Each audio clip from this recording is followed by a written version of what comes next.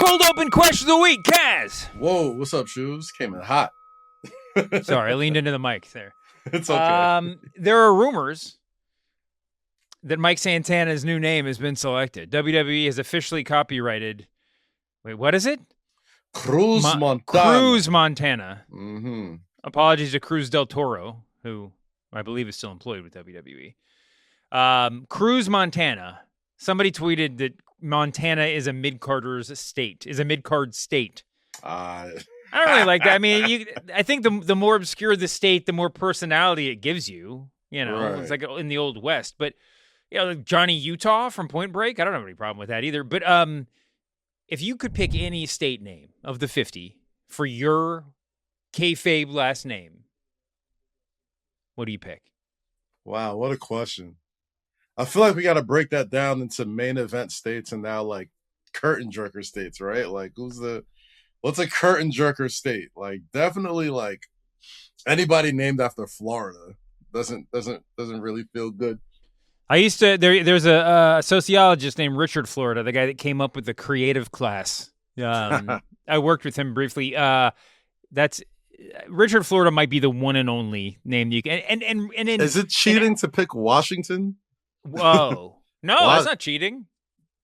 I'd go with Washington. That seems like a main eventer right there. You know what I'm saying? Well, it's the main event president. Yeah. I mean, he's there's a lot of big Washingtons out there. The great Abraham Washington. Yeah. The greatest 6-week run of a manager of all time before it all crashed and burned. Booker T. Washington? Not Booker T. Washington.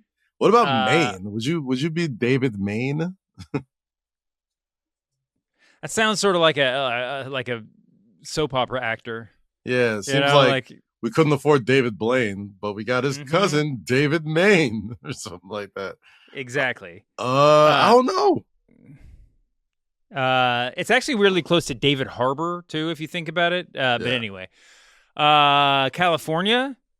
That's a good last name. That seems way too whimsical. Like, if somebody's last name is California, it's just like, I can't take this guy seriously. When are you gonna cut your hair and be a real man? Like, that's how I think of California. Texas, though. Texas seems really good. Like, well, Texas, right? So Texas, Utah, those are like nickname last names. Like, yes. There's no mistaking. If my name is Jimmy Texas, it's clear that I got that like nickname on the from streets the or in the family? gambling hall or really? Yeah, no one thinks that's my last name. Uh-huh. Montana's somewhere in between. I feel like Montana's like an Old West last name. I'm not sure it's like like French Montana. I mean, but obviously we know, yes, French Montana. Well, there's Hannah Montana, other famous Hannah Montana, Joe Montana, Joe Montana. Those seems like some main eventers to me. I'm not gonna lie. Those are main eventers. Is it? You know? I don't know if this particularly matters, but is Montana like a Latino last name? Is it a Hispanic last name? I mean, with respect to Tony and his great name, I'd say it's probably got to be up there for sure. I don't got the when I first saw it, I read Montoya and I was like, oh, cool last name. I mean, cool name, whatever. And then I realized it was Montana. I was like, is that a name or is that just like I mean, we know Joe Montana existed, but is he the only real one? Are we even sure that's Joe Montana's real name? I don't know. Wait, there has to be something else. New York would be pretty cool because it would be just so confusing. New Jersey, the longer name. My name is David, North Carolina. That's a weird. Yo, one. what about what about the split states like Dakota? Like North and South just Dakota? Carolina or Dakota. Yeah. I feel like those will work. Yeah, Kaz Dakota sounds like an indie wrestler right off the bat. I mean, Kaz Dakota, I like that. Hawaii, Alaska. I'll even give you Puerto Rico if you want it. Nah, Massachusetts. That's terrible. They're all so bad. New Mexico, no. Yeah. Well, Arizona. There's a good one. Okay. But like far be it for me to overreact to a name change. Sometimes they suck. Sometimes they suck and they're still successful regardless. I don't think there's ever been a time I've seen one of these names that are trademarked to be like, oh, that's such a badass name. That's going to be awesome. They all suck on paper. Like as soon as you see it, they're all like, "Yeah, this looks obviously terrible." But I mean, that's totally true. You know, it's all in what you do with the name. We don't really care. Royce Keys went from an object of much ridicule to just totally accepted as his proper name in like a month. But there was also Walter, and then when Gunther came out, there was lots of. That's probably the most famous one, and now nobody thinks about it twice. It's like, yeah, that's Gunther. Yeah, that was one of those weird internet outrage cycles where it went a couple directions. At first, everyone was just mad that they changed his name. The people who were mad that Walter was not around anymore. And then when everybody else, it turned out that like no one really cared about Walter beyond like the really small group of hardcore fans. It became an outrage because they tried to name it. What was his last name? Remember they gave him the literal name of a Nazi by accident? Oh God. It was like Walter Starks or something like that, and it was like, so people Googled it. It was like, no, that was a Nazi, and so they never called him that on the air. But which I think is hugely made a huge success. Just calling him Gunther every time one of the announcers has to like change their speech a little bit to spit out his name. I feel like it draws attention to him. He's great. He's a very fancy dressed fellow now. If you saw him on Monday night, I mean, just the expensive white t-shirt and no socks look. That's from another planet for me. Anyway, we got lots to talk about. AEW Redemption was last night, and it was awesome. Let's start the show.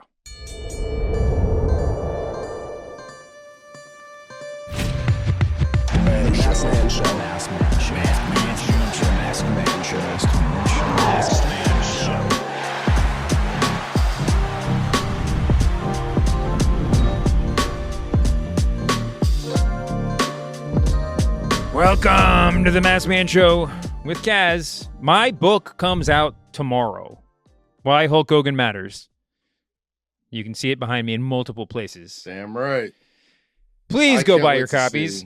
Can't wait to see how it goes, man. We already had a couple people ask about getting autographs. I got to figure this out. There's a whole thing where like authors sometimes do book plate signings where like I just like sign a printed card that's clear about it and you stick it in your book yourself. Nah, Dave. I've never been a big book plate guy. You gotta go and touch the people, Dave. You gotta call your people. Well, I'm happy to touch the people, but if someone wants one tomorrow, they can mail me the copy. I'm just trying to get it to them as inexpensive without them spending, another $20 to mail it. Nah, they'll spend the $20. Masked Man or listeners. Maybe Kaz. You know what? Kaz is offering to pay for your shipping and handling. If you if you have his phone number, you can text him and ask him. Listen, I signed a bunch of these books right here. Yeah. Got them all together. You know what I mean? Got to shake hands, kiss babies. Fuck all that modesty, Dave. We're going to set up a damn book signing. We're going to get listeners of the show. Well, we'll do it sometime. And we're going to debate about Hulk Hogan. It's not that long. You can read it in a day or two. Depending on how fast you read, you could read it in a portion of a day. This one has a note from my editor, and I didn't even realize. I'm glad I didn't give that one to you, Kaz. But anyway, who did somebody write the forward? Was there like a no? There's no forward. No forward. Oh, okay. Is it too late? Can Booker T write it? No. For the well, okay, that's been an ongoing topic of conversation. But we'll see. For the paperback, I am open to any and all forward writers. Okay. Mark Henry would probably be the best, although now as part of this busted open deal, he might not be able to have anything to do can we raise a toast to our fellow shills? Welcome to the gang. You know what I mean? Toast. You feel me? I think busted open. Well, I guess people accuse him as being shills as much of us as already. But welcome to the gang. Can I just say one thing about the shilliness of the whole thing? And this is not a knock on them because go cash your checks. Not at all. I mean, not at all. Like as much as it seems cool and special, and to the radio crowd, there's a lot of people that shit on Dave LaGreca and Rosenberg and all these guys because they're perceived to be like getting rich and famous off of the thing we all love. No one's getting rich and famous, first of all. But go get your, cash your checks, man. I mean, this is a tough business to make money in, even if especially if you're not a wrestler. But I will say this. When we had our short-term deal or, short-lived deal with WWE, they asked us to not cover AEW. And that was at the very beginning of the negotiation. And from the very beginning of the negotiation, I wasn't negotiating. I don't have that kind of power. That was a Bill combo, I think, right? Yeah, Bill was talking to him, and I just said, Bill, we can't. I mean, no, we have to talk about AEW. And only be. And I mean, it wouldn't have been shoot them some bail. This was like this is almost at the very beginning of AEW that we got this deal, right? So like, yeah, if I remember correctly, the conversations were like, there's no way we could have this show without. Why did you just lose so much? You lose too much credibility. You know, you don't want literally every comment is going to be, I don't care, you shill. You know, even if it doesn't. And we still got called shills regardless, like even though that was fault. But by the way, I'll shoot them some bail though. I mean, like I could definitely see a world where WWE kind of let us slide because they didn't take AEW as seriously. Like I think, and I don't want to speak for Bill at that time, but when that deal was signed, and I think we're uniquely qualified to talk about this as a shill podcast at one point. Shill, yeah. WWE has always been a cutthroat company and a cutthroat industry, and I think with us, maybe just Bill Simmons just has the fucking biggest Bill nuts Simmons on the table, and it's just like fuck you guys if you don't let us do this, and we still got it done. But he has no fear in relationships to the people that did it, and it's just like Bill has a great ability to say something and make it sound like the most obvious thing in the world, right? So like he could be like we should really be living under the seas, and everybody would be like, yeah, okay, that kind of makes some sense. Let me Google. I could definitely see a world where they were just like, yeah, no, we're not doing that this time. Like we see them as it doesn't make sense financially for them to be to not have this be part of a provision to be like, yeah, you have to not talk about. Well, and the deal is different too. We weren't running the WWE channel. It wasn't branded like that. And and if you're going to get into business like that, then it makes some sense to do it that way. What we were doing is basically overseeing their pod network and doing some fun. Well, that's when I was doing 50 catchphrases that explain the Attitude Era in the Book of Wrestling podcast. And a lot of people somebody asked this week unkindly in a tweet to me. I said, like, remember that time you did a podcast that ended out of nowhere and was never explained? I thought I explained it in the past, but in case you don't know, because I certainly didn't talk about it at the time. That contract with WWE that we had was Spotify and WWE ended up not being able to deliver some of the stuff. I don't know what it was. Spotify and WWE just tore it up. And it was a conversation that not only I was not a part of, but like I don't even know if Bill was a part of that. Like it was a contractual issue, and I was a few months into doing this podcast, and a lot of what the rights to me for that podcast in particular were rights to audio, like rights to archival stuff. Their fair use in podcasts is the Wild West, and when you work for Spotify, they're very, very, very careful about it, I guess is the kind word. And no one was going to let me do that podcast without WWE's permission. The way that I did it, it was heavily audio design. There's heavy audio design. There was lots and lots of archival. And so the question became, one, do we try to figure out a way to do it without the archival sound, or with much less, or with content from somewhere else, which would have been terrible. And then B, does WWE have a claim to own the Book of Wrestling or a piece of it, right, since we started? So it was this whole shit show. I wish I was still doing the podcast. I freaking killed myself doing it. Like it. Yeah. I was in a similar situation, man. When I was working at Spring Hill, LeBron's company, I produced a DJ Khaled podcast with Amazon, and it was called My First One. And it was them talking about like their first song ever. And obviously we needed a lot of archival, a lot of music to clear, a lot of that stuff. And it's frustrating. It's a frustrating process, especially in the early 2020s where, I'm sure there's been lots of changes from 2020, 2019 to now, just as far as like, what people want in their podcast, what's able to be cleared, what's able not to be cleared.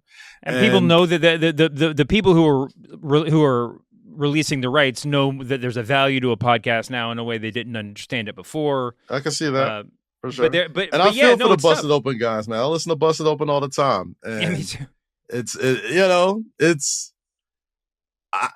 I far be it for me to ever criticize anybody anything is doing in the radio business, because everybody is really just trying to keep the lights on, if we're being quite honest, right? Yeah. Like, radio is such a fluctuating business, especially satellite radio, which I've learned over the past, half a year now, and just knowing these guys and what they got to deal with, man. Like, it is hard. It is hard. And, and I'm sure there was lots of people. Totally true. I mean, listen, go ahead. I'm sure there's lots of people who've had a bunch of, I lost my train of thought. I'm sure there was a bunch of people who had a lot of conversations about like numbers and stuff and what makes sense as far as like listenership and, getting stuff on the air and not on the air. I mean, I know there's people that are going to feel a way that, Cody's podcast and Stephanie's podcast is on the network. Well, I used to listen to Chris Jericho's podcast on the same network. I used to listen to lots of other people's podcasts on the same network. Like Thunder Rosa was a longtime contributor on Busted Open. Like, all this stuff is not making any false equivalencies, but it's it was wild to me to sort of see the outrage online to this deal. It just opens up so much more opportunities to independent creators. It just opens up so many more opportunities for people who aren't going to be on Sirius satellite, like, and I'm sure AEW is probably, smartened up enough to like partner up with like creators that make sense. And, if you're a fan who's that pissed off about this whole thing, this might kind of be your in to sort of like. Wait, Sirius, there's only one. Is Sirius and XM are the same company now, yes. right? Yeah. So there's only one real satellite radio company? Or are there other ones too? I think there's another one. I don't know. But if there is, it's not Sirius. But at the same time, I think it's a great opportunity for a lot of independent creators and people who are been covering wrestling for a long time to make that jump, man. Like, I follow a lot of guys on YouTube, a lot of people who attend these press conferences, and I don't think it's going to shake anything that they're doing, and if you're a consumer, seek these people out. If you really need your AEW content, you really need, people. Oh, yeah. All that stuff. There's so many great podcasters and people to listen to, and folks that, can get wrestlers to talk to them in their own sort of forum, that this is going to be great for. So I understand why some people might be tight about the whole Busted Open WWE Radio sort of thing, but at the same time, I understand all sides, man. So, interesting. Just an interesting time right now.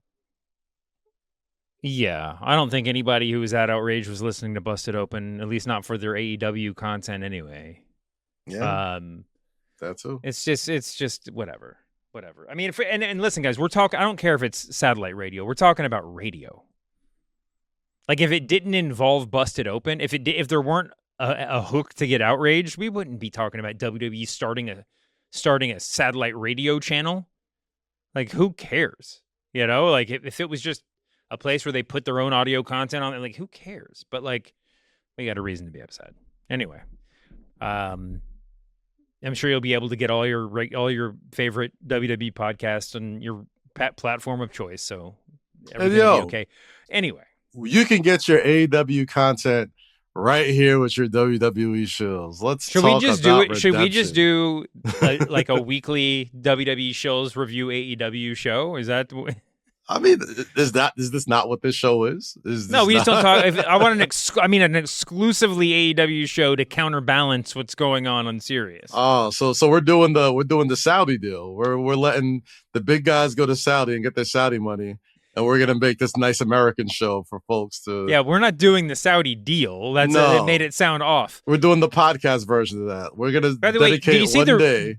You see that for WrestleMania? I'm sorry, we have to get to Redemption, but at WrestleMania, they're going to be doing like U.S. screenings. I did see that they're going to have one at the Infosys Theater underneath the Garden, which should be a good time. I've been there. Can you drink there? Yeah, there's beers. There's there's a bar there. I've been to a couple of NXT shows there before. It's a theater. So my question is, are you going to do that, or are you going to watch at home, or 1-on-1? I don't know how they're gonna do this, right? Like, are they gonna leave some people in America to like attend these shows in the theaters? I And wouldn't stuff think like so. that? I think it's just I mean, maybe at MSG they'll have somebody there. Oh yeah, for sure. Like they used to have people at WWE The World, my favorite restaurant. Yeah, By the way, no, I'm I definitely want to get watching the at rights to home. that. That's going to be my shill move right now. I want to somehow acquire the rights to The World and open one up down the road in New Jersey here. There's a big open space with a liquor license right down the block. That'd be great just to open up little shitty WWE The Worlds all over the place. Anyway, it's also a weird gig because like Sunday pay-per-views, like it's not always a yes, but I have no shame about walking into an establishment and saying, hey, can me and my buddies watch WWE here? And like usually have to do it as a private party so they don't have weird, weird rules for a Sunday. This is actually the one knock on the Sunday pay-per-views, because we all love them on Saturdays now, is that you can't go out to the bar and ask them to turn on the pay-per-view because it's fucking Saturday night and they have better things to do, right? They're trying to keep the weekend crowd going. But Sunday night, you go into a bar for a Sunday night and they'll roll out the red carpet for you, man. So maybe there's something there too. But I don't know. Listen, I'll see you at MSG if they're going to do it there. It's just, what time is it anyway? Bruce, do you know what time it's going to air? Okay. Well, I presumably it's not later than normal because they couldn't be keeping. I mean, you can't stay at MSG till 1 a.m. So anyway, a lot of talk. I'm watching Redemption right now. I pushed play before we started recording. Currently, we're at the Death Riders versus the Bucks match. What was your favorite match last night, Kaz? Bruce, get on the mic. I want you to tell me yours too. I was a big fan of that ladder match. That nerd Speedball Mike Bailey, you know what I mean? Dude, I'm glad. I was about to say, Speedball is finally coming around. I mean, you're finally coming around on nerd. Speedball. Nah. By the way, here it is. Speedball, they've done this so many times. Mm-hmm. But Excalibur last night said, he's a 5th degree black belt in Taekwondo or whatever he is, 4th degree. If you had to imagine what a 5th degree Taekwondo black belt looked like, or draw one or cast one, you would pick Speedball Mike Bailey. It would look exactly like Speedball Mike Bailey. That really is just an incredible. That's real life lore that I'm totally like okay with them just going on and on about. On the other hand, you have diverticulitis. So basically, the win. This is Speedball Mike Bailey's black belt. Like is a 10. Diverticulitis is a 0. Everything else, all else, real life lore is somewhere in between.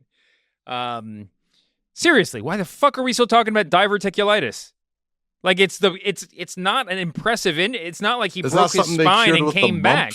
Yeah, I'm sorry, like I come from a family full of gastrointestinal issues. I am sympathetic to it, and I know diverticulitis is scary as hell, but like it's just like it's a wussy thing to have. Like it does not connote strength and endurance.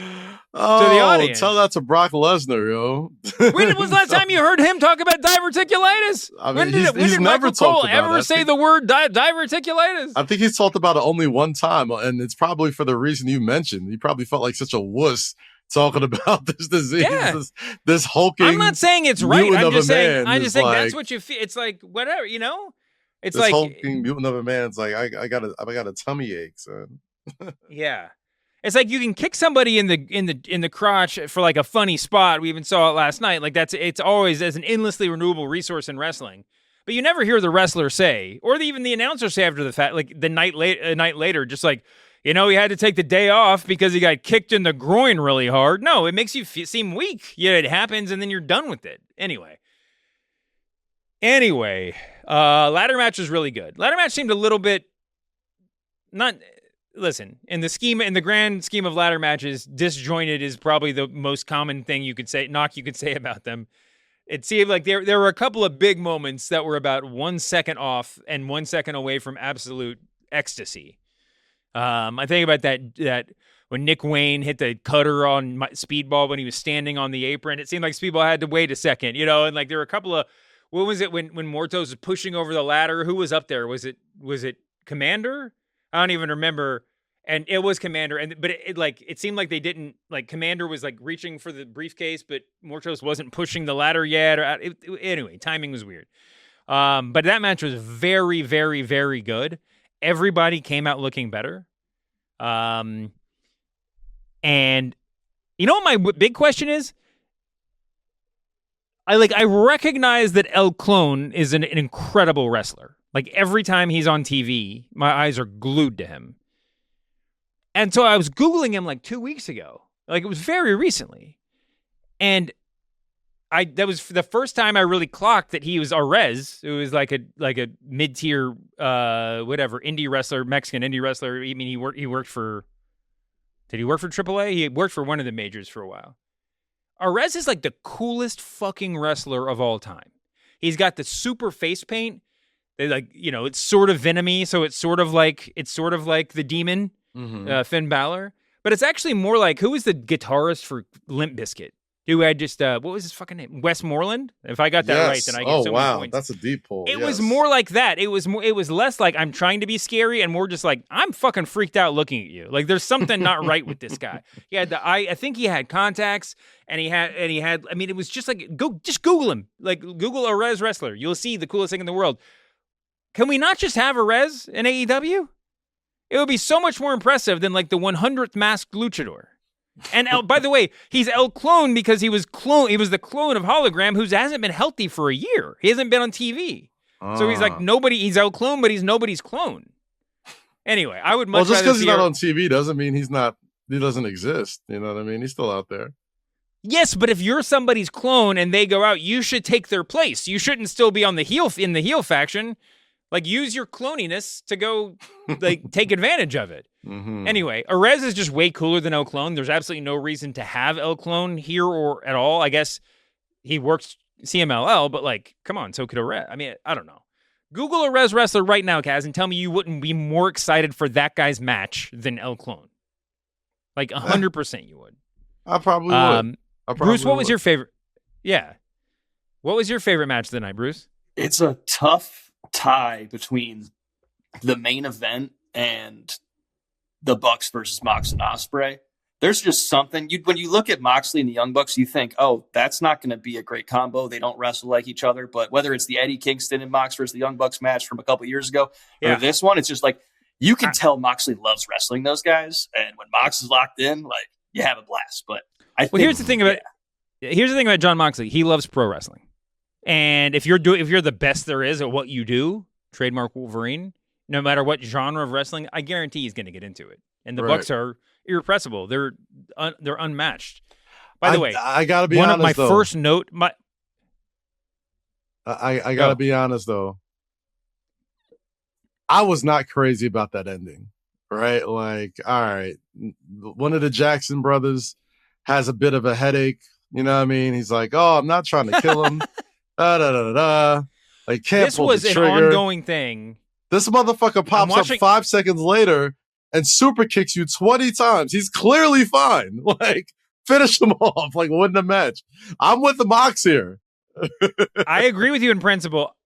I think that will be. I can let that complaint go, but I think Mox should say something. I think when Mox talks, he did. They had a backstage segment later that night, and he's basically like, "No, this isn't about the Young Bucks. It's like there's going to be a moment where you got to pull the trigger." But in that segment, or in Dynamite, the latest, he should be like, "See, he wasn't that hurt. Like, I'm not wrong. Right? That's all I'm saying. If I had murdered him, we would have won. And you made me wait 1 second, and then they did Super Kick City on it. Whatever. It's like it's Super Kick dog. They sold it like he was about to get Pillmanized. Like, they was about to like paralyze this dude. He pops up 6 seconds later with his brother, and he's throwing like 30 super kicks. I'm like, Will Ospreay, we can't go to the Sting school of babyfacing when you're so nice that you're an idiot. You know what I mean? And it's just like, Will, I don't want to pull the trigger, bro. On this, it's like, pull the motherfucking trigger, all right? So this is a recurring theme throughout the night. They almost Pillmanized Kenny Omega, if you could call it a Pillmanizing around the neck too. Yeah. I feel like it's traditionally the ankle, but yeah, that counts. Okay. And he was lying dead after they got beat down by the Death Riders. Again, he'd wrestled a long, excellent match and then had to fight off 5 guys. I get it, but he was prone for exactly the amount of time it took for that storyline to play out. And then as soon as he was And then, like, as soon as he got up, he was like jive talking with Ospreay. Like, they were just like dapping it up and and then he turned heel on him. Obviously, we'll get to all that later. And then there was also the drill incident in the very, very bloody and frankly very good match between Chris Jericho and Tommaso Ciampa. I am anti-drill. I think we've gone over this before. The drill is officially over the line into gun territory of, like, you have no business being in wrestling because you could actually kill somebody. And if you don't, you just suck at your job. You know, it's like, if it's like walking up with a gun and then, like, it slips at you have like butterfingers and you lose it. Like, you know, it's so dumb. Dave, I gotta be honest. But no, let me finish. But kind of like the drill. That match earned the fucking drill. Yeah, like there was nowhere to go. There was nowhere to go but up or in, I guess, in this case. And I wasn't quite sure if we were supposed to imply that if they were supposed to get the Grok that he actually got drilled in the head. I guess they were because he was clutching his face with a towel forever. It looked just a little bit. I couldn't tell in the moment. That was what I like to call a Mike Mansouri special right there. Where it was like that we're gonna do this really gruesome thing, and right at the right moment. You know what? And I'll take people inside baseball real quick. That's the difference between a great executive producer and, like, do you remember that the exploding ring match that went off like a fart in church with Kenny Omega? I've done my best to forget it. Eddie but go Kingston ahead. And all that shit. And clearly he didn't really drill this guy's head, but, you know, it got me enough where I visibly was like, like I rarely gasp like while I'm watching a wrestling match, and the camera's shaking like just at the right moment, so you didn't really see if it went through his head, and then him rolling out the ring and grabbing the towel and selling the shit out of it, and the whole Painmaker thing. I dug it. I dug it. Like it fooled the fuck out of me. He looked like he took a drill to the head. Listen, he spent half the match looking like he took a drill to the head. He was like busted open like I've never seen before. And now I got to see him sell it. I got to see him on Dynamite with a freaking eye patch or whatever. With a something over his head, like some sort of hole, or if he gets some of that. What if he starts wearing a wig? Turner prosthetics and just get an actual hole in the head. Oh man, that's when you use prosthetics. That's when you go really deep in with the selling of the injury, and they'll use it sometimes for like black eyes and stuff and all that stuff. For what? Get you the best guys you could find. Oh, black eyes. Sorry. Yeah, like for a black eye or a broken nose, something like that. They use like great Hollywood makeup people. Get those same Hollywood makeup people to get an actual hole into Tommaso Ciampa's head. Keep a bandage on it. A full-time makeup like department like that is not a bad idea. You know, just in general. I'm just like, every time somebody has to be fake injured on any wrestling show, it always looks so fake. Well, I guess if we can't tell, then it doesn't seem like an accomplishment. We don't even notice it. Anyway, my one big note from that tag team match was that Jon Moxley's chest hair in HD is shocking. It looks like a living thing. It looks like I have like a 3D television. Like these things are just shooting off the screen at me when he's like lying down at the end of the match. It was something. That match was. So you talked about you didn't like the ending. I wasn't crazy about the ending. We talked about it in the last episode, right? Whether or not this was going to be the moment where they decided to have Ospreay turn, right? Or if it was. Well, I didn't like the ending until the follow-up. Like okay. In the moment, you didn't like the ending in the ring. In the moment, I was just like, Will Ospreay, you're an idiot. Like this guy's clearly fine, and you lost the match because you didn't let Jon Moxley do Jon Moxley things. They addressed it in the locker room later. You know what I mean? Like, you kind of let him know, like, hey, it wasn't about this, da-da-da-da-da. And then he had another chance to do something at the end of the night about it.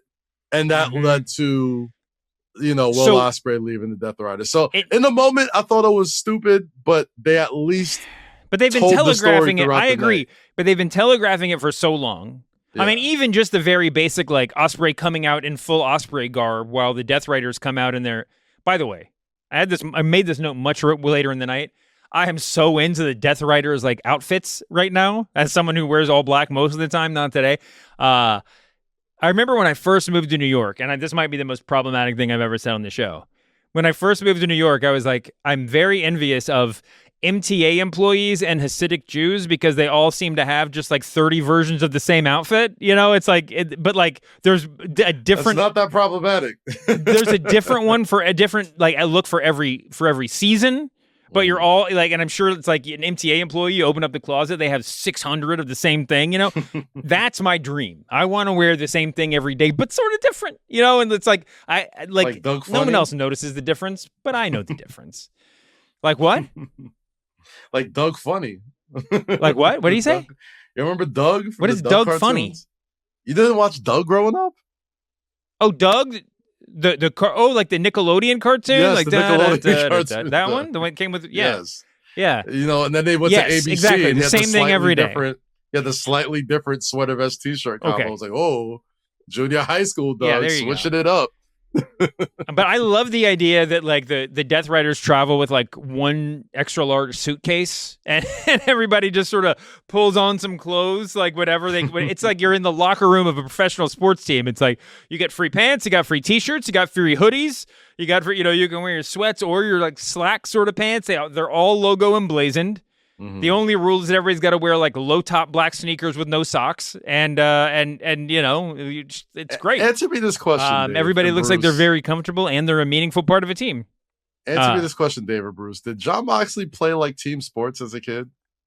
Like he had to play some sort of sport or something, right? Like a lot of his like Blackpool, like the little things you mentioned, like the clothes in the bag and way he talks about, you know what I mean, like training and his euphemisms about like basketball, football. He grew up in Ohio, so I would assume that yes. I would assume he played some young, but he also was wrestling pretty young too, if memory serves. And he wasn't like when you grow up in a place like Ohio. Yes, you're probably going to do something, but even Jon Moxley was like not big enough to play football or basketball in Ohio. All right, he's like okay. So according to Google AI, which is always a great resource. Which is our official co-host of the Masked Man Show. Jon Moxley did not play organized traditional sports growing up, but he briefly used the football player gimmick early in his indie wrestling career and later competed in Brazilian jiu-jitsu tournaments, which we've seen. The origin of his name, Jon Moxley, is derived from John Moxon from Varsity Blues, who played quarterback for, the character from James Vanderbeek, God rest his soul. So, okay, all right. I could see somebody. I never made that connection. That's so funny. Yeah, fucking Mox, Varsity Blues. Like, I don't want your life. Jon Moxley has aged into like, despite being in just impeccable shape, he's aged into like 75% of the dudes I know in Bucks County, Pennsylvania. He just and just like them, he can whip out his phone and show you a picture of himself when he was 20, and you're like, "Holy fuck, that was you!" Whatever. But yeah, Moxley is just like he's aged so nicely, like a fine wine. That guy. Why are we talking about this? Oh yeah, because when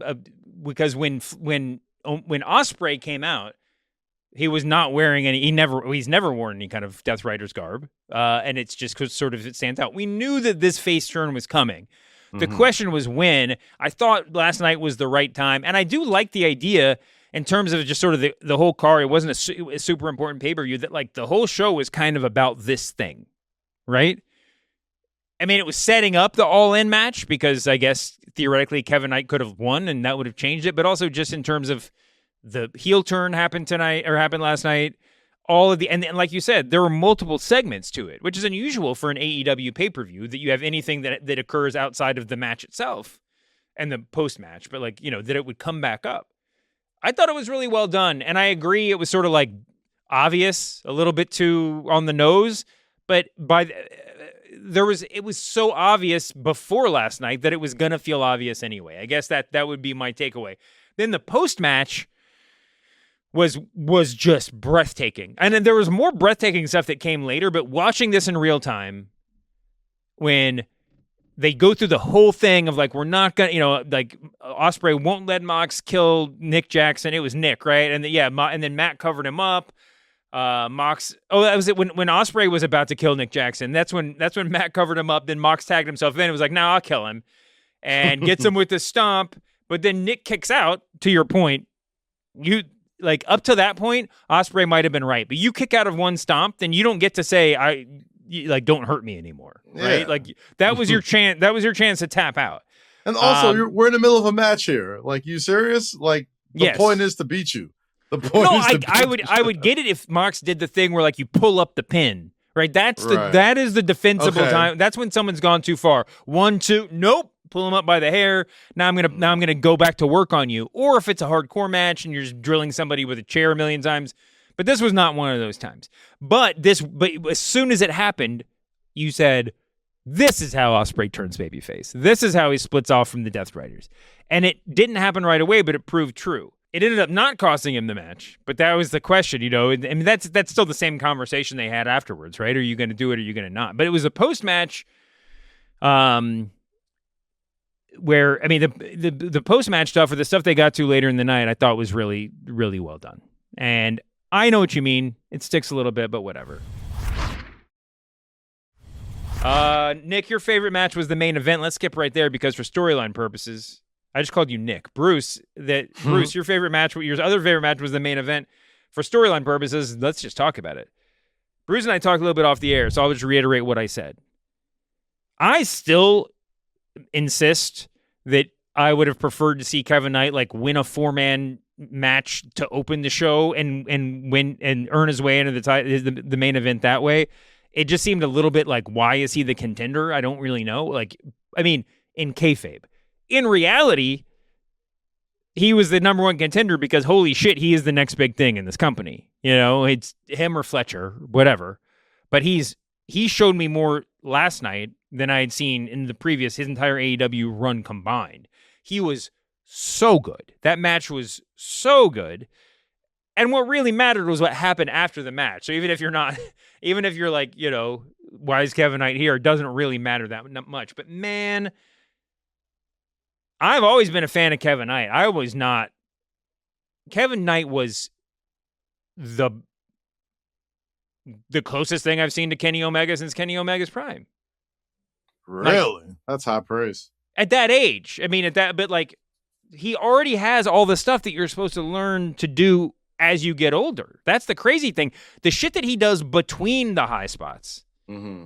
And between the high spots, and by that I mean the time when all the AEW fans are sitting on their ass and not clapping or saying anything. That was a not so subtle dig at the AEW fans. I don't know why. Are they pacing themselves? They know it's going to be a 5-hour show. I don't know why it's dead. It's like the Tokyo Dome in there until somebody hits a high spot, and then they get excited, and then they sit right back down. Like, it's crazy. I get it. But yeah. In between the spots, the Jet was like, just watch him. Every second, he makes every second matter.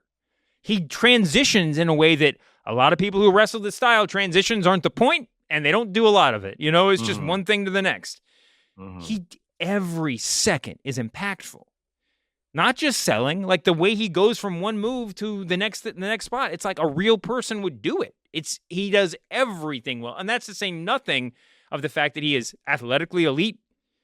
I love Tony Schiavone, by the way, as an aside, does a great job of not selling, like accidentally no selling, like underselling stuff. And when Kevin Knight went up for the coast to coast, Schiavone's just like, coast to coast, how many times have we seen this? And Excalibur was like, and it's really fucking impressive every time, dude. But Kevin Knight can do a coast to coast in every fucking match. He's that good. I don't know. You tell me what you think about Kevin Knight. I know how much you love him. Nah, Kevin Knight's an extremely talented individual, and I love more than all that stuff that he's starting to find his character, right? Like, he had his new entrance. He's got his little thing that he does on beat, and it's always tough to debut a new entrance at a pay-per-view, but it's purposeful because you can always be like, all right, he's probably not going to win this match, but like, we'll be back here in like a couple of months or a year. Yeah, we're still investing in him. We're still investing in him. So just the debut of the new entrance is like the dead giveaway. Like, clearly this guy's not winning the match, but that's not important. The important thing is everything you sort of said and what AEW tends to do with people that they truly believe in, is that they kind of put them in these spots to sort of like prove themselves as main eventers. And not to say that this match did that, but you know, a lot of times, and things you gotta give AEW their credit for is that like they at least give you one time to shit or get off the pot, right? Like if you're a young talent, like you'll get that one world title match that main events a Winter is Coming or a Dynamite or Beach Blast or a new pay-per-view. And you might not win it, but you're gonna have a showcase, and they'll be able to be like, "Oh man, you know, they'll make it a point of duty to let it be known that like your youth cost you this. It's not that you're not talented enough. True. It's like AEW is very good at this exact sort of thing. By the way, if you're watching this on video and you saw me, I was not reacting to what Kaz was saying. I was reacting because Bandito just powerbombed Kyle Fletcher to the floor outside the ring as you were talking. But yeah, AEW does this sort of thing very well. All that said, and maybe the crowd not being super vocal is part of my reaction.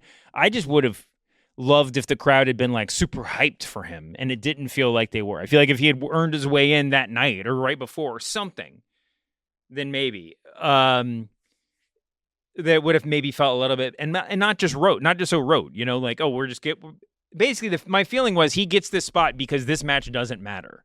Because Kenny needs a defense, but it doesn't matter who it's against, because it's not going to last for more than 1 month, this feud. Mm-hmm.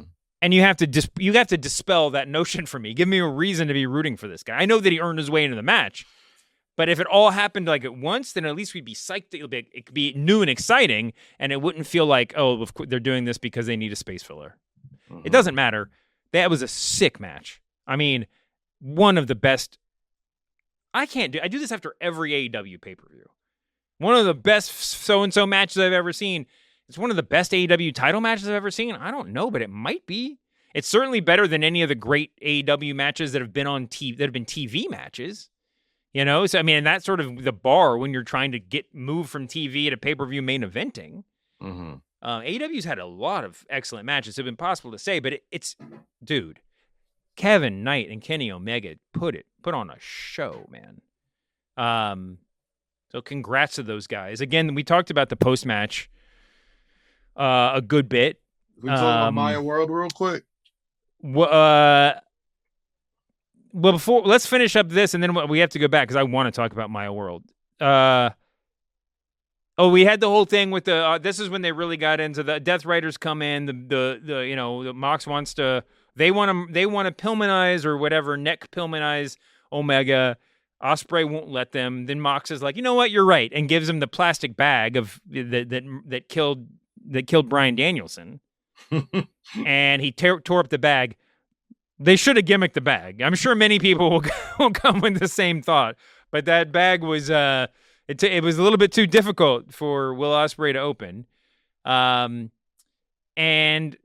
then, of course, like I said, they're friends after the match, and then Omega murders Will Ospreay, gives him the one-winged angel out of nowhere when it looks like they're friends. Eerily similar, as many people have pointed out, to Omega doing the same thing to AJ Styles in Japan back in the day when they kicked him out of when he replaced him in the Bullet Club. If you haven't seen it, go find the side-by-side video. It's pretty great. Is this just because they desperately want Ospreay to be a babyface going against a heel at All In, like just to really maximize the Ospreay as the crowd favorite? I'd like to think that's not the case. I'd like to think that wrestling in 2026, you can have a match that is, this is the guy you're supposed to cheer for. This is the guy you're not supposed to cheer for. Like Kenny Omega hitting Will Ospreay with the one-winged angel. I'm like, yeah, bro, I'd do the same thing. Like, now that this Kevin Knight shit is out the way, this isn't a heel move.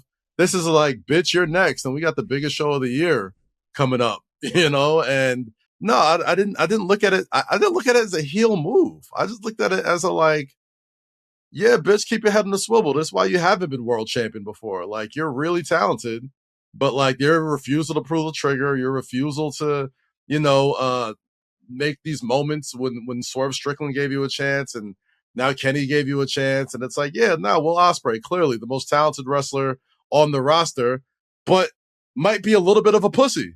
Let's make sure this match going into Wembley Stadium has some real heat to it. That doesn't necessarily mean I agree. This is the good guy and this is the bad guy. It's like, no, we're going to need you to not be a pussy and fight Kenny Omega and fight these Bruce guys. is gesticulating wildly. He agrees.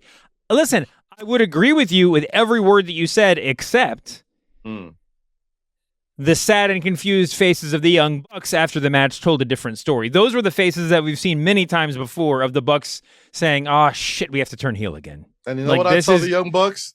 You motherfuckers have never been world champion either. So don't give me the little puppy dog face. I agree with you in principle. Like it's totally right. Yeah, it's like get out of here with that. Like it's the biggest show of the year. I'm going against the fucking prodigal son who's returning when it's going to be 1 on 80,000 when I go in there, and y'all want me to be nice to this guy. Fuck that. Like, I'm the one-winged angel here too. Like I just don't think it needs to be, and I hope it doesn't. We'll see what happens on Dynamite, because like we always do at AEW, the pay-per-views are always going to be great. The television, always at least a little bit questionable. So we're going to see if they go into Kenny and the Bucks are bad guys now, or the real practical and probably best case scenario here where it's like, nah, man, like I'm the world fucking champion. I'm back at the top of my game. And this is what I was like when I was back at the top of my game. Like anybody could get it. And it they're going to be both big baby faces, and they just have a reason to not like each other. Yeah, exactly. Like we see a lot. We see it a lot more now. And I hope so, but it seemed like that's where we were already. So what was the? Because Kevin Knight's out the way now. Why do you book that to be the closing segment? Why do you close that to be the closing segment of the show after all that shit with the Death Riders? You have to do something that's more significant afterwards, and it feels like the story they were telling this whole time. Thought this was a heel turn.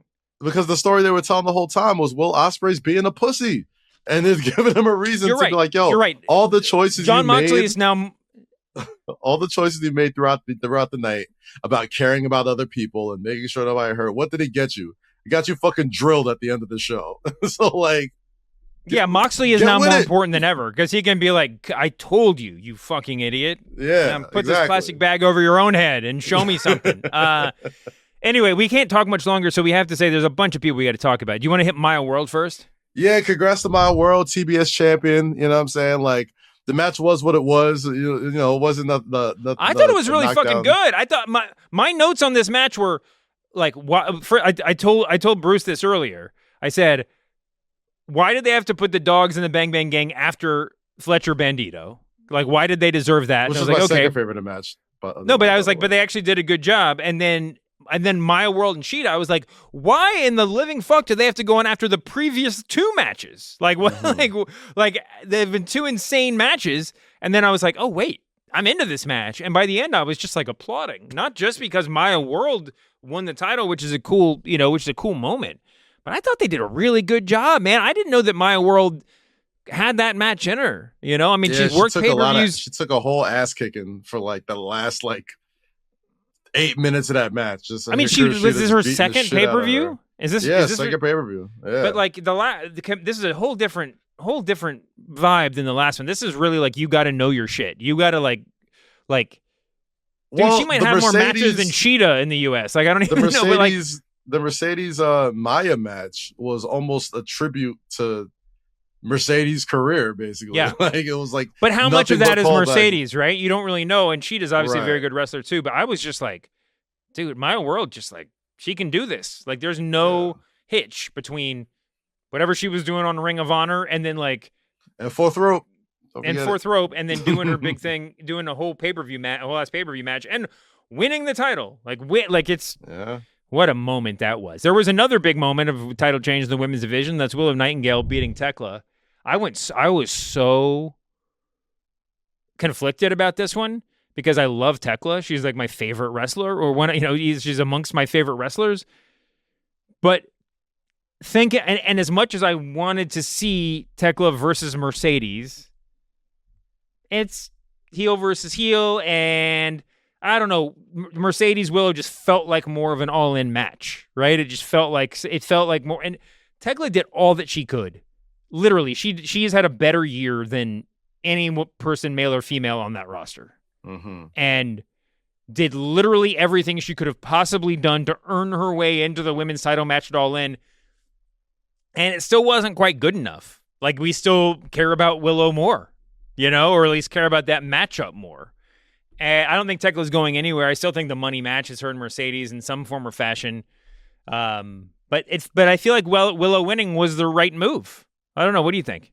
Yeah, I mean, Willow Nightingale's probably one of their most beloved wrestlers on the roster. And if I was showing AEW to somebody who's never watched it before, I'd show them like Willow Nightingale first. I'm like, this is the person you should get behind. Like, I was thinking Bandito Fletcher would be the match. Like, might have taken the crown last night. Not as the just match. the match. I mean, just like, here's a person to get behind. Oh, okay. Like, okay. here's like, yo, like, not 100%. To say like the end all be all. Yes. Not to say the end all be all is like becoming like a super duper like mainstream, everybody knows you type of star. But like Will Nightingale has that sort of natural charisma that not a lot of people in wrestling, not a lot of people in the public light sort of have. You know what I mean? Like that chumminess and her ability to still be that, but also be aggressive in the ring and still kick ass and still do all that type of shit. It's a very special combination. She's more than deserving of the world championship, the first ever Triple Crown winner in AEW. So like that's. I like that they made a big deal of that. That was a really cool thing to give her another little pat on the back. Something that's and it makes the Mercedes her. Match mean a lot more too. Yeah. Now, well, obviously they have a long history. Listen, I like that. That Willow is the happy-go-lucky person who can also kick ass. I'm not. So what I'm about to say does not reflect on the state of her character. It feels like she needs to. I mean, like 5% more in intensity when the switch flips in the match. Like, she needed 5% more believability or something there, and 5% more in the intensity of when she's beating the shit out of somebody. It's got to look more devastating. But it's not a knock, because I would have said 20% more a year ago, and she's climbing and learning as she's getting better every time she's on TV, right? Still at this stage, which is saying a lot. She's already better than 99% of all the wrestlers in the world.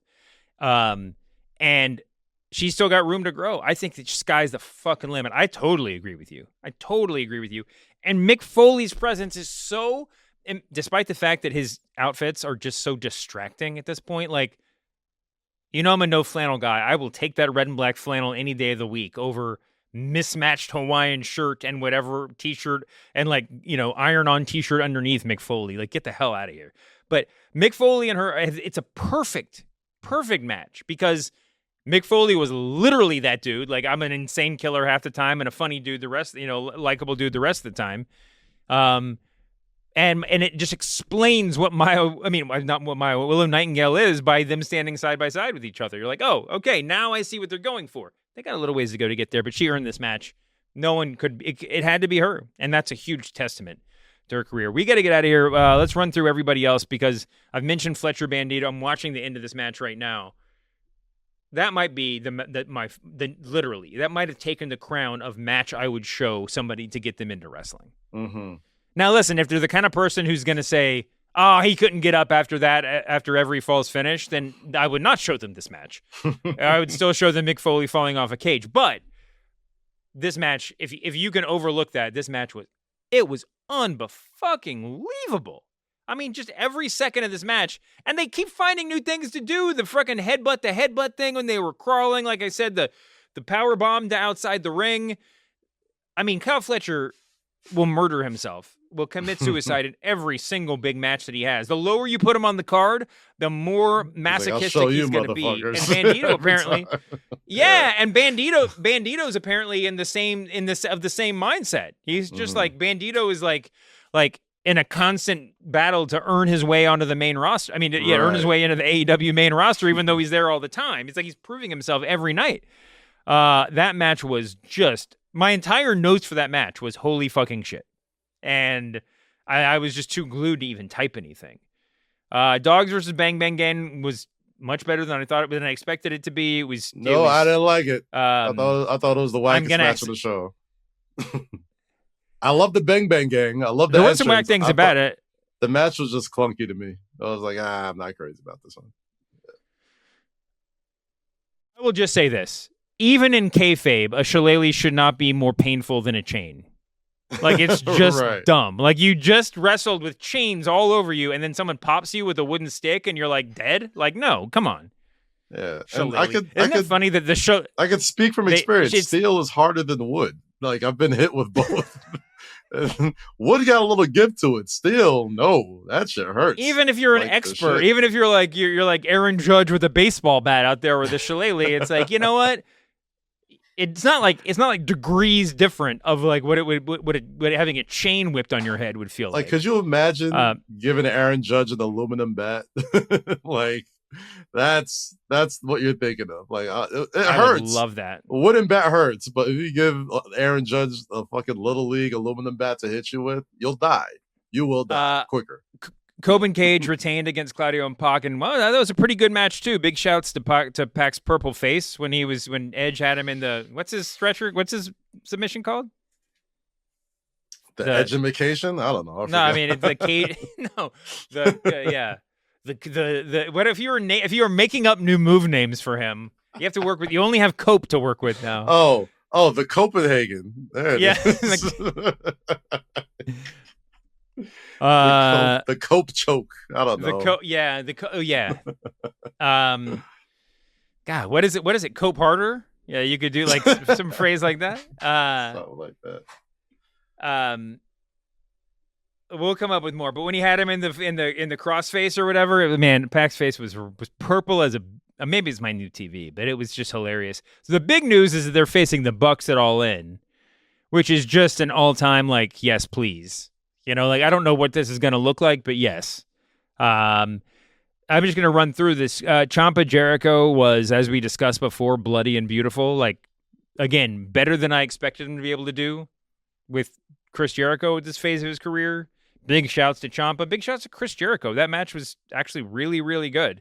And Jericho was he in great shape for Jericho last night, or was he not? Like, what's your take? Brother is 50+ years old. Whatever but he shape looks. He's in. That's what I was gonna say. Last night, it looked like finally he had like settled into his age. That he looked like one of the fucking 50-year-old dudes I used to watch wrestling in Memphis. Actually, they were probably 35, but they're already 10 years retired and looked old as hell. Who was your barometer for in shape Mark Davis is the wrestlers? The barometer is King Harley Race. Like that's the sort of like everybody is judged off of where you relate to King Harley Race. Got you. I don't know if he was fully 50. He was probably 45. How old was Steamboat at WrestleMania Hollywood? Oh, 54? 54 years old? Off the top of my head, I don't know. Bruce can look it up. But he was younger than you think and older than he looked. So but anyway, Andrade Mark Davis I thought was so great. By the way, it's so interesting that Andrade has gotten over working what is 56 years old at WrestleMania. 56. I was close. Yeah. Andrade has basically gotten over working heel shtick. Like he's just like, I'm a babyface now, so I'll act like ravishing Rick Rude. Like I don't. It's such a bizarre thing. Maybe society has changed. I don't know. Conversation for another day. The real message for the night is that diverticulitis is the biggest heel in pro wrestling, apparently. So, I don't know. I won't make fun of that anymore. Do you have any closing thoughts before we get out of here? Man, I would say solid show from AEW for a show that didn't have Swerve, MJF, golly, a lot of their bigger names, Hangman, I think Samoa Joe wasn't on there. A lot of their bigger names for a show that didn't have a lot of their bigger names. I made it a point of duty to order that one because those are my favorite shows. My favorite shows are the ones that are like, there's nobody on there. It's not going to be good. I'm like, oh, so people have something to prove? I'm like, all right, this is what I'm going to watch. And it was good. I loved Kevin Knight getting that opportunity. I love Maya World and Willow Nightingale winning the titles. I thought, outside of the ladder match, Bandito and Kyle Fletcher absolutely stole the show. And they told a story throughout the night that had a satisfying ending. Can't ask for anything more out of a pay-per-view. So I thought it was well done. Yeah, totally agree. All right, we got to run. I got another podcast to do. Kaz? Thank you as always. Thanks to our producer, Bruce Baldwin. Thanks to our EP, Ben Cruz. Thank you all for listening. Buy my new book. Buy the book. Why Hulk Hogan Matters. Anywhere you want to buy it. I don't care. And that's it. I'll be back, I think, before Thursday, actually. We might do a little bonus app about the book later in between now and then. But regardless, Kaz, I'll see you Thursday, and we'll see you then. In studio? Hopefully, yeah. Maybe in studio. I think we can make it work. Studio. See you back here later this week, Humanoids. Peace.